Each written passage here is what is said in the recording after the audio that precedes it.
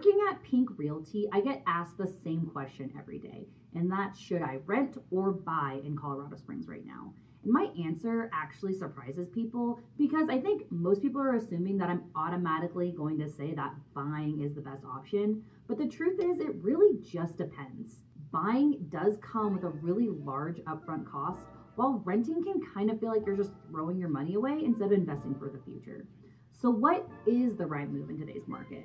Well, in this video, I'm going to be breaking down the perks and the pitfalls of both renting and buying. I'm a real estate agent in the Colorado Springs area, and I am passionate about helping people start their vivid lives in the city I call home.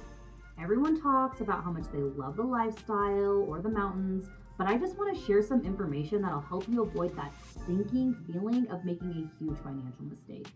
I'm going to break down the pros and cons of each option, look at the real costs, and cover both the long-term wealth and then the lifestyle factors you need to consider before making any sort of choice. All right, let's talk about renting first. I've rented apartments and homes alike, and it definitely has its perks. Typically, it's going to be the route that most people are going to take when they get here. First up is the flexibility. This is the number one reason why people choose to rent versus buy. If you're new to Colorado Springs, maybe you got assigned to Fort Carson or Peterson, or your job just kind of feels like it's up in the air, renting is going to give you an easy out. A one-year lease is a heck of a lot less scarier than a 30-year mortgage. And you get to try out different neighborhoods. You can see if the vibes up in like Northgate kind of float your boat, or maybe you're just drawn to the historic charm of the old North End area. Renting is going to let you test drive the community before making any sort of true commitment. Second, the upfront costs are going to be way lower. To get into a rental, you're usually looking at like a security deposit and the first month's rent. As of the summer of 2025, the rent for a typical 3-bedroom home is going to hover around $2,500 a month up to $2,700 a month. So on the cheaper end, you're probably out $5,000 in move-in costs upfront. That's a number most people can typically handle. Hey guys, random change in footage. I didn't double check my recording, so my footage looks a little weird. So I did have to record it on a different date, so it doesn't look exactly the same. So sorry about that. And of course, renting isn't all rainbow and sunshine, right guys? The downside can be extremely off-putting for some people. The biggest one is that you're building zero equity. So that rent check is going to be 100% expense. You are literally paying your landlord's mortgage month after month and getting nothing in return. That money is gone forever. And then you have the rent hikes. Colorado doesn't actually have a legal limit for how much your landlord can increase your rent by.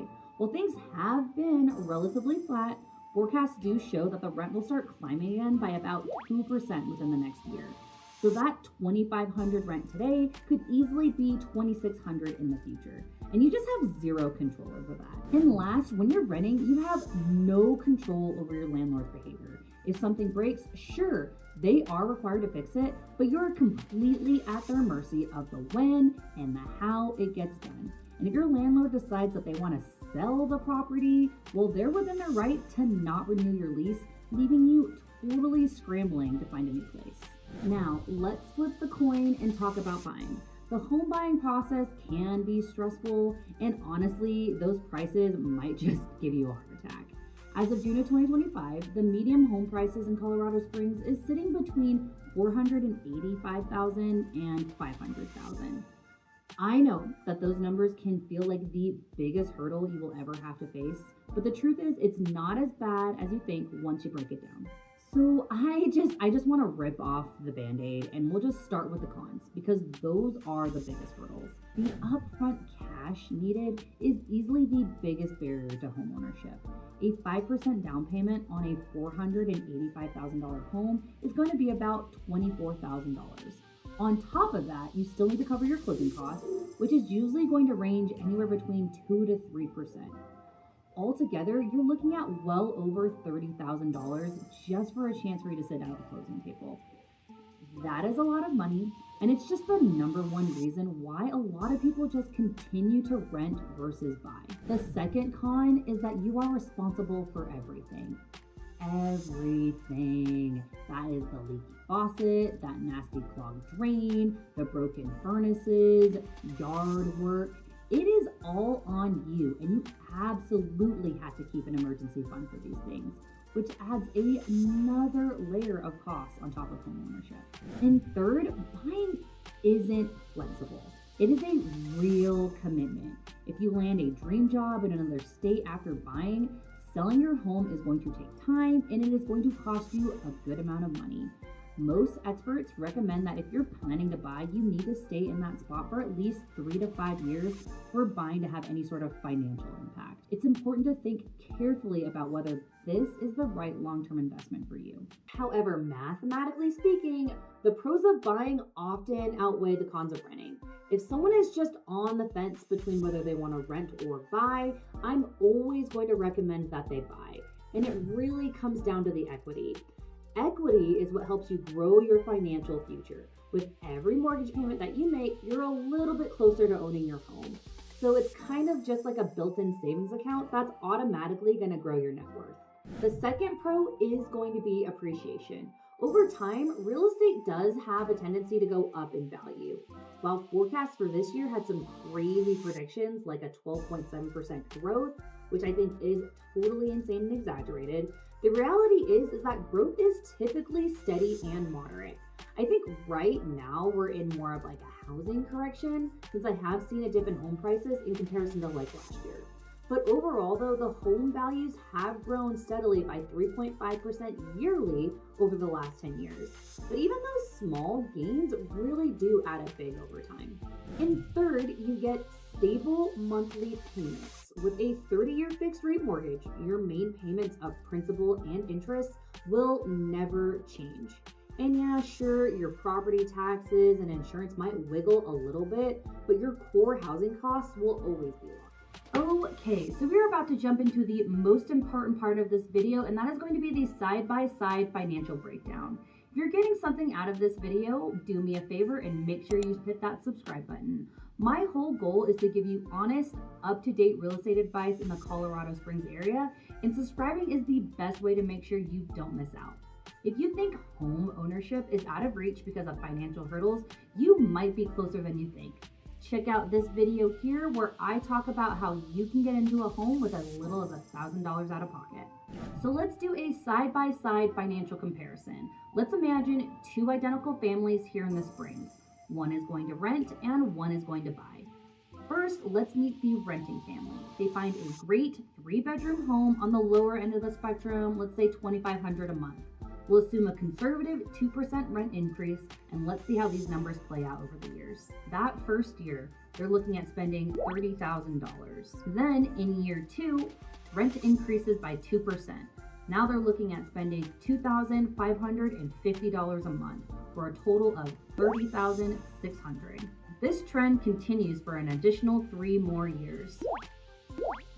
By year 5, their rent is now $32,472. After 5 years, the renting family has spent more than $156,000 on housing, and their net worth hasn't increased at all. Every dollar that they have spent has gone towards someone else's mortgage instead of building towards their own financial wealth. Now, let's check in on the home buying family. They buy a medium-priced home for, let's say, $485,000. They put down a 5% down payment, the current 30-year fixed rate around 6.6%. Their total monthly payment, that's going to include principal, interest, taxes, and insurance, is about $2,900. Yes, that is $400 more than what the renters started with, and that's kind of where the sticker shock kind of scares people away. Over the next 5 years, home buyers would have paid roughly $174,000. This looks like more money, and it is, but it's not an expense. It's an investment because, guys, again, buying a house is a long-term investment. Now, let's break down how they built wealth.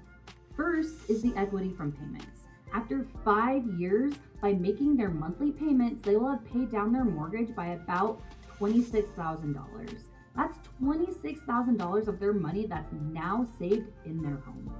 Now, let's look at the appreciation. This is kind of where the game changer lies. Let's forget the wild predictions and use a more realistic and conservative appreciation of 3% per year. On a $485,000 home, after 5 years of compounding at 3%, their home would be worth around $562,000. That's a gain of $77,000 in value. So after 5 years, the home buying family has built $26,000 in equity and gained $77,000 from appreciation. Their net worth has jumped by $103,000. Finally, to close this topic off, let's look at a side-by-side comparison. The renter's net worth has increased by $0, while the homeowner's net worth has increased by $103,000. That decision to pay $400 more a month created a $103,000 difference in their financial future. That is the real cost of owning a home. You're paying more in order to secure a better financial future. The numbers do make a pretty strong case for buying, but I do know it's just not for everyone. If one of these categories kind of sound like you, then you should probably just stick to renting. 1, you know for a fact you'll be in Colorado Springs for less than 3 years. 2, does your job or income feel unstable? 3, you haven't saved up for a down payment and an emergency fund. And then 4, you are still figuring out the city, and maybe you just want the freedom to move from Briargate to Rock and Ryman to downtown without making it a big financial deal. If you fall into one of these categories, then I strongly recommend buying for you. 1, you see yourself living in Colorado Springs for at least 5 years. 2, you have a stable income and a decent credit score. 3, you've saved up for a down payment and still have enough in your savings for any sort of surprise repairs. 4, you're just sick of those housing costs going up every year and you want the stability of a payment that's just locked in. And 5, you're just ready to stop paying your landlord's mortgage and start building towards your own future. If you check all those boxes, then buying a home is perfect for you. Look, deciding between renting and buying here in Colorado Springs is going to be one of the biggest financial choices you need to make. Renting is going to give you that short-term flexibility and it's going to help you avoid those like homeowner headaches, but it comes at the long-term cost of just not building any of your own wealth. Buying demands more cash up front and more responsibility, but you are building financial security for your future. In the end, the final call is going to be yours, and only you have to be happy with that final decision being made. I gave you the options and then the pros and cons that come with each one. If you are ready to stop guessing though and start figuring out what buying a home might actually look like for you and your family, all of my contact information is below. I can help you run your own personalized numbers and see if now is the right time to make your move. And finally, I want to hear from you. Drop a comment below and just let me know, what is the biggest thing that's holding you back or just pushing you forward in this decision? Is it the down payment, the interest rates, or are you just wanting to stay flexible? Let's talk about it. And remember, supporting me is free. So like this video and subscribe for weekly updates, and I'll see you in the next one. That reads much better. I'm very happy with that, yes.